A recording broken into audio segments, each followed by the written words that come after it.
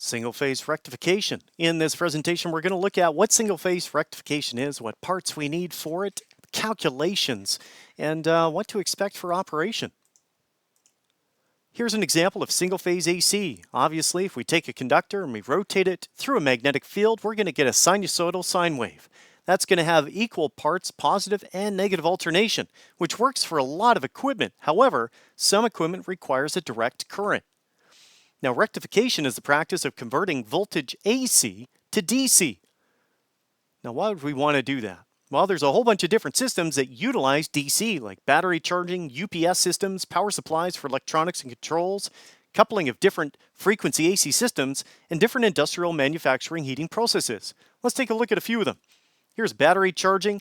Batteries store DC voltage, so you need something that takes AC and creates DC, and that would be a rectifier.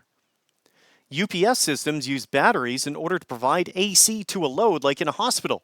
So a basic UPS needs some way of converting AC to DC voltage so that it can supply an inverter and also supply the battery bank. There's my rectifier.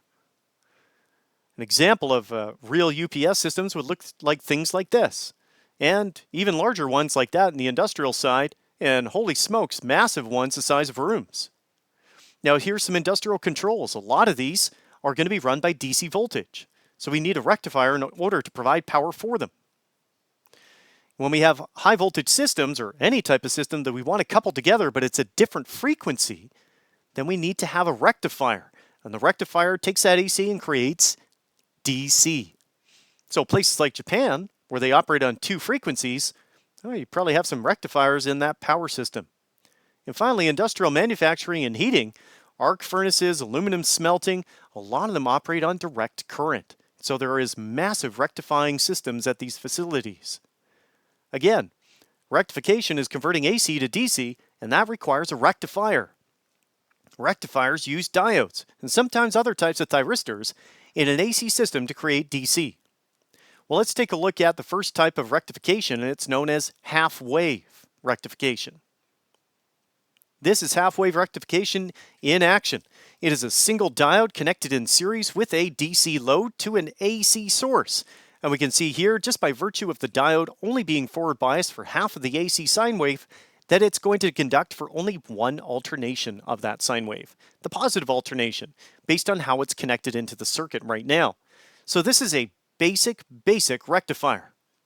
So half-wave rectifiers have the diode conducting for half of the AC cycle. An example of a half-wave rectifier would be, a single diode. The other type of rectification we have is called full-wave rectification. Full-wave rectification uses 4 diodes as a minimum, and we see that the diodes are going to conduct in pairs. So notice the direction that they are facing, same direction here, and then these two, same direction, and each pair of diodes will conduct at a different time. But notice the DC output, all we have is positive bumps. It's conducting for both the positive and the negative alternation of the sine wave, but the DC output is all positive. Interesting. So for full wave rectification, you need 2 diode pairs, and they'll conduct for half of the AC cycle each, therefore giving us only positive bumps on the DC side. Here's some examples of full wave rectifiers. You could make one yourself with diodes soldered up like this, and you'd have AC and DC connections, or you can actually buy them where the diodes are inside, they have the AC and the positive and negative DC terminals labeled, or they look more like a little square that has a screw or a hole through the middle that would be for mounting on a panel or something, and then these 4 terminals are for the DC and the single-phase AC. Now it's important to understand that when we're measuring unfiltered DC rectifier values, we're going to get some different numbers. So for AC voltage, we're measuring the RMS. That's the value that's given on your multimeter, is the RMS, and that means root mean square. And that's a root mean square of the continually varying sine wave. A DC voltage is simply the average value of any variation in the voltage. And because on our unfiltered rectifier values that we're looking at, there's a lot of bumps, it means that they're going to take an average of those bumps. So let's take a look. We've got a rectifier here, and we've got an AC supply on the left and a DC supply on the right. If I have 120 volts RMS feeding into this half-wave rectifier, the average DC is the peak value of voltage on the AC side times 0.318. So that gives me 54 volts DC average, and that would be this being measured by my voltmeter. So there's a difference between half wave and full wave. Let's look at full wave. Full wave, of course, I'm going to have more bumps over here, right? So for full wave systems, again, with a 120 volt RMS system supplying the rectifier of a full wave rectifier, the average DC that my multimeter will read is Emax times 0.637. And again, I've put how you calculate Emax. It's the RMS divided by 0.707. Now, when calculating power, AC or DC circuits use the same equation, and that is P is equal to E times I. Now, the voltage and current used in the equation are the effective values. Now, this is important to keep in mind. Effective is not the same as measured. Effective is the expression used to describe an AC voltage and its equivalent DC voltage that will generate the same amount of heating power, or watts, in a resistor in the same length of time. Effective values are not always the same as measured values. So let's take a look at some calculations that we're going to need to do. So if we're calculating with single phase unfiltered DC output, full wave, the E average, we've already looked at this calculation, is Emax times 0.637. The E effective is the Emax times 0.707, and the I effective is the Imax times 0.707. So if you got a keen eye, you'll notice that these are exactly the same as the AC RMS values. And so what that means is that when we're calculating DC values, often unfiltered full wave rectifier, we get the exact same power consumed. So let's take a look at half wave. Well, half wave is a little bit different. The E average is equivalent to the Emax times 318.318. That's the measured value. E effective is Emax times 0.5, and I effective is Imax times 0.5. So these are vastly different. So let's put these into action and calculate some numbers. We're going to compare full wave rectifier first. Now, each of them is being supplied by a 277 RMS AC source, and we're going to start with the AC side on the right-hand side there. And we're going to calculate the effective voltage, effective current, and the power consumed by the resistor. So the measured value of voltage is, of course, 277 RMS, and that's what I measure across the resistor. Now, the effective voltage is the same as the RMS, 277. The effective current is 277 divided by 5, which is 55.4 amps.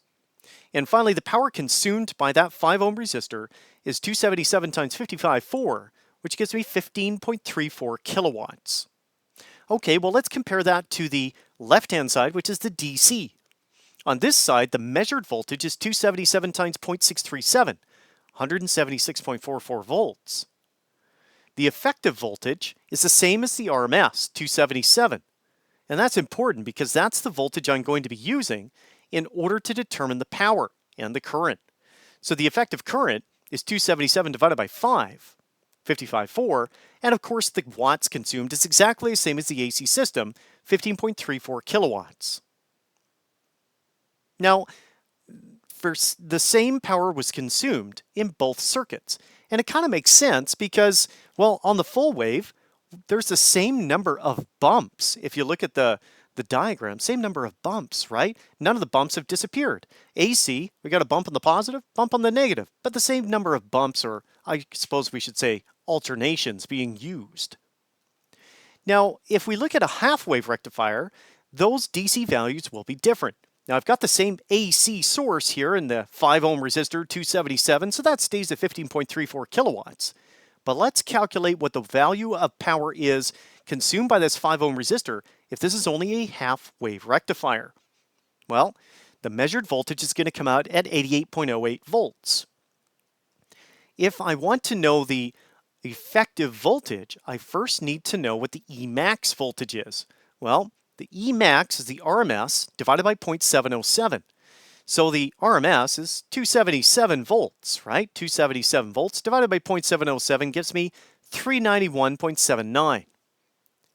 I can use that to then determine the effective voltage for the DC side of the circuit.